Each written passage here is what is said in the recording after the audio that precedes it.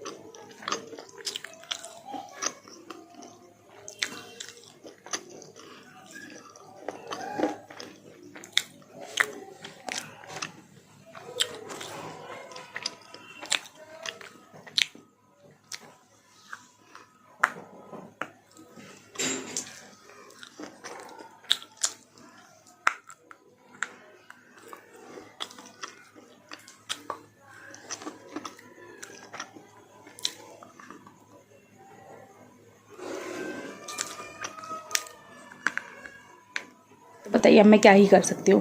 तो चलिए मैं मिलती हूँ नेक्स्ट वीडियो के साथ, नेक्स्ट क्रंच या सोलो वीडियो के साथ। Okay bye. और अच्छी अच्छी चीज़ों पे वीडियो बताते रहिए, मैं आपके लिए लाती रहूँगी। नहीं बिता रही, बल्कि गावा और शियोन इकट्ठे रहते हैं हमेशा।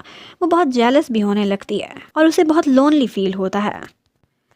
अब उसे ऑकवर्ड लग रहा था, तो इसी बारे में बात करने के लिए वो एक दफ़ा गावा के पास जाती है और उससे कहती है कि शियोन से पहले मैं तुम्हारी फ्रेंड रही हूँ, तुम अब उसे ज़्यादा इंपॉर्टेंस दे रहे हो और तुम लोग मुझे ऐसे लग रहा था कि जैसे जानबूझ के अवॉइड कर रहे हो। और फिर गावा अपने पास्ट को याद करने लगता है। उसने एक दफ़ा अपनी फीलिंग्स सुकी से शेयर करने की कोशिश की थी जब वो लोग जूनियर स्कूल में थे, लेकिन तब सुकी ने उसे ये कहकर रिजेक्ट कर दिया था कि तुम मुझे बिल्कुल भाइयों की तरह लगते हो, अपने फैमिली का हिस्सा। तब तो सुकी को रियलाइज नहीं हुआ था, लेकिन अब जब शियोन और गावा को इकट्ठे देखती है तो उसे कमी फील होने लगती है कि जैसे उसने तब कोई गलत फैसला किया था। लेकिन बाद में सुकी अपनी फीलिंग्स पर काबू पाती है और अपनी फ्रेंड शियोन से कहती है कि तुम आगे बढ़ो और गावा को बेशक प्रपोज करो, मैं हमेशा तुम्हारी फ्रेंड रहूंगी। अभी कैंपिंग के बीच ही एक दफ़ा मौका पाती है तो शियोन जाती है गावा के पास और उससे अपनी फीलिंग्स कन्फेस करने लगती है। कहती है कि मैं तुम्हें लाइक करती हूँ, क्या तुम मेरे साथ डेट करोगे, और उसे आई लव यू बोलती है। उसी समय आगे से गावा भी उसे यस कहने वाला होता है। वो आगे बढ़ता है कि ब्लैक मैजिक होने लग जाता है और फिर शियोन को ऐसा लगता है कि जैसे वो समय में ट्रैवल करने लगी है। वो फौरन से गावा को बोलने से रोक देती है क्योंकि वो इस समय से वापस नहीं जाना चाहती थी। अब वो वहाँ से जाने लगती है तो गावा उसे हक करके रोकता है कि क्या तुमने मुझे रिजेक्ट कर दिया? एक दफ़ा तुमने कहा था कि जिससे मैं प्यार करता हूँ उससे रिजेक्ट हुआ तो तुम मुझे कंसोल करोगी। अब कैंपिंग तो ख़त्म हो चुकी थी और वो लोग स्कूल वापस लौट चुके थे।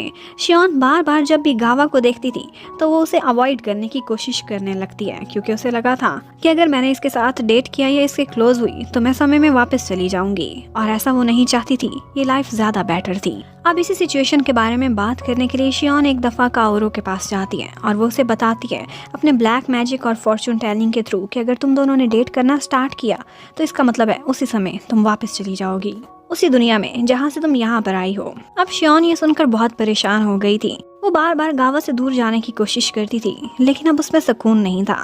वो एक दफ़ा बड़ी हिम्मत करती है और गावा से जाकर कहती है कि एक्चुअली हम दोनों इकट्ठे नहीं हो सकते। इसकी रीज़न क्या है? मेरी मजबूरी है कि तुम्हें मैं अभी नहीं बता सकती, लेकिन आई होप तुम मुझे अंडरस्टैंड करोगे। गावा उससे कहता है कि मैं तुम्हें समझ सकता हूँ, ज़रूर कोई बड़ी वजह होगी जो तुम ऐसे कर रही हो। यहाँ पर वो दोनों हाथ पकड़ते हैं और उनको उनकी क्लास देख लेती है। हर तरफ यही बात फैल जाती है कि वो दोनों डेट कर रहे हैं। लेकिन ये सुनते ही शियोन को गुस्सा आने लगता है। ऐसे लग रहा था कि ये सुनते ही वो समय में वापस चली जाएगी। वो उठकर चिल्लाकर कहती है कि वो मेरा बॉयफ्रेंड नहीं, ना ही हम डेट करते हैं। अब शियोन के लिए परेशानी इतनी बढ़ गई थी कि और किसी पर उसे ट्रस्ट नहीं था। वो अपनी बेस्टी सुकी के पास जाती है और उसे सब बताती है कि कैसे 29 ईयर्स ओल्ड शियोन तुम्हारे सामने खड़ी है, मैंने टाइम ट्रैवल किया है। अब सुकी भी परेशान होकर उसे काओरो के पास लेकर जाती है और फिर यहाँ पर उनको पता चलता है कि एक्चुअली काओरो ने शियोन की फोटो पर लव स्पेल नहीं किया था, बल्कि उस फोटो को कर्स्ड बना दिया था, ब्लैक मैजिक किया था। अब उस कर्स्ड फोटो को फाड़ते ही वो टाइम में वापस चली गई थी क्योंकि उसी कर्स की वजह से पिछली दफ़ा उसका कन्फेशन फेल्ड रहा था, और अगर आपकी दफ़ा उसका कन्फेशन सक्सेसफुल रहता है तो वो टाइम में वापस पहुंच जाएगी और वो कर्स वापस हो जाएगी। ये सब काओरो ने इसलिए किया था क्योंकि वो शियोन से जेलस थी, क्योंकि जब से शियोन सुकी की लाइफ में आई थी वो उसे टाइम नहीं देती थी और वो सोचती थी कि शियोन बिल्कुल मेरे जैसी आम सी लड़की है, इसे एक इतना हैंडसम गावा जैसा लड़का क्यों मिलना चाहिए। इसीलिए उसने अपनी आदत से मजबूर होकर अपने नॉलेज को यूज़ करते हुए ब्लैक मैजिक उस पर कर दिया था। अब वो लोग ये सारा कुछ जाकर गावा को भी बता देते हैं। गावा ये सब सुनकर हैरान हुआ था, लेकिन वो कहता है कि मुझे तुम पर भरोसा है शियोन, तुम जो बोलोगी सच कहोगी। अब हम मिलकर इसका कोई सॉल्यूशन निकालते हैं। वो सोचता है कि देखो, हमने हाथ पकड़ा, हमने हक किया, इसकी वजह से तो तुमने टाइम ट्रैवल नहीं किया, तो इसका मतलब है हम सिर्फ अनाउंस नहीं करेंगे, ना ही कहेंगे कि हम डेट पर जा रहे हैं, हम दोस्त की तरह से इकट्ठे तो रह सकते हैं। अब सब कुछ ठीक ठाक चल रहा था, लेकिन शियोन को उसका एक क्लास का लड़का प्रपोज करता है कि तुम मेरे साथ डेट पर चलो। ये सुनते ही गावा बहुत पॉजेसिव होने लगता है। वो कहता है कि ये सब इस तरह से नहीं चलेगा, आखिर कब तक हम लोग ऐसे ही समय बिताएंगे, एक दिन तुम्हें ऑफिशियली मेरा बनना पड़ेगा। और फिर यहाँ पर ही वो उसे किस कर लेता है। शियोन को लगा था कि इंटीमेट होने की वजह से या किसी की वजह से वो समय में वापस चली जाएगी, लेकिन ऐसा नहीं हुआ था। मीन्स के वो कर्स सिर्फ एक कन्फेशन से जुड़ी हुई है। अब वो लोग इकट्ठे बहुत सारा समय बिताते हैं लेकिन कन्फेस नहीं करते। एक दिन वो लोग अम्यूजमेंट पार्क जाते हैं, वहाँ से उनकी बहुत सारी अच्छी अच्छी यादें जुड़ी होती हैं। अब इसी तरह से टाइम गुजरा जा रहा था, लेकिन एक दिन काओरो शियोन के पास आती है और उससे कहती है कि जो तुम कर रही हो वो नेचर के अगेंस्ट है। मैंने जो किया वो गलत था, लेकिन अब तुम्हारी वजह से लोगों की लाइफ्स चेंज हो रही हैं। तुम सिर्फ अपने बारे में नहीं सोच सकती, दूसरों का ख्याल करो और अपनी दुनिया में वापस चली जाओ। शियोन बहुत ज़्यादा सोचती है और उसे याद आता है कि पिछली दफ़ा तो ऐसा हुआ था कि गावा एक और कंट्री में पढ़ने के लिए चला गया था, लेकिन अब की दफ़ा शियोन की वजह से वो ये अपॉर्चुनिटी गिव अप कर रहा है। ये उसके कैरियर के लिए भी अच्छा नहीं था और साथ ही साथ उसका अपना कैरियर भी उसकी वजह से इफ़ेक्ट हो रहा था। वो फैसला करती है कि वो टाइम में वापस जाएगी उसी दुनिया में जहाँ से वो आई थी। वो ये सारा कुछ गावा को भी बताती है, लेकिन गावा से ये सब बर्दाश्त नहीं होता। वो भागता हुआ शियोन के पास आता है जहाँ पर उन्होंने कन्फेशन करना था, लेकिन उससे पहले वो उन तीनों की वही फ़ोटो मांगता है और ख़ुद उसे फाड़ देता है। अब की दफ़ा वो फाड़ते हैं तो दोबारा से उस फ़ोटो खींचने वाले समय में पहुँच जाते हैं और वो फैसला करते हैं कि ये फ़ोटोज़, और गावा कहता है कि अब ये फ़ोटो काओरो के हाथ में ना जाए वरना इस पर मैजिक हो जाएगा। लेकिन यहाँ पर शियोन कहने लगती है कि मेरी लाइफ का फैसला करने वाले तुम होते कौन हो? मैंने फैसला किया है कि मैंने वापस जाना है, मैं अब मज़ीद ये टाइम ट्रैवल का खेल नहीं खेल सकती। और उसके बाद उनकी म्यूचुअल एग्रीमेंट हो जाती है। दोबारा से वो फोटो काओरो के पास पहुंचती है, उस पर फिर से ब्लैक मैजिक होता है और उसके बाद दिखाते हैं कि गावा और शियोन अपना आखिरी दिन खुशी खुशी एक साथ बिताते हैं। वो दोनों एक व्यू पॉइंट पर भी आते हैं, वहाँ पर बहुत सी बातें करते हैं और शियोन कहती है कि मेरी विश है कि जब मैं अपनी दुनिया में वापस जाऊँ तो वहाँ पर तुम मुझे मिलो, मैं हमेशा तुमसे प्यार करती रहूँगी। और फिर इसके साथ ही वो उसे लव कन्फेशन करती है। जैसे ही गावा यस करता है वो गायब हो जाती है और अब वो वापस उसी पॉइंट पर पहुंच चुकी थी जिस दुनिया में वो 29 इयर्स की थी। अब उसने फैसला किया था कि वो खुद गावा को यहाँ पर तलाश करेगी। वो उसे तलाश करने की कोशिश करती है, पता चलता है कि वो अब्रॉड गया हुआ है। इतने में उसके फ्रेंड्स एक रीयूनियन अरेंज करते हैं जिसमें उन्होंने काफ़ी सारे फ्रेंड्स को बुलाया था। ये उसी व्यू पॉइंट पर था जो उनके स्कूल के करीब था। वहाँ पर गावा नजर आता है और वो कहता है कि मुझे ऐसा क्यों लग रहा है कि जैसे मैं यहाँ पर पहले भी तुम्हारे साथ आया हूँ।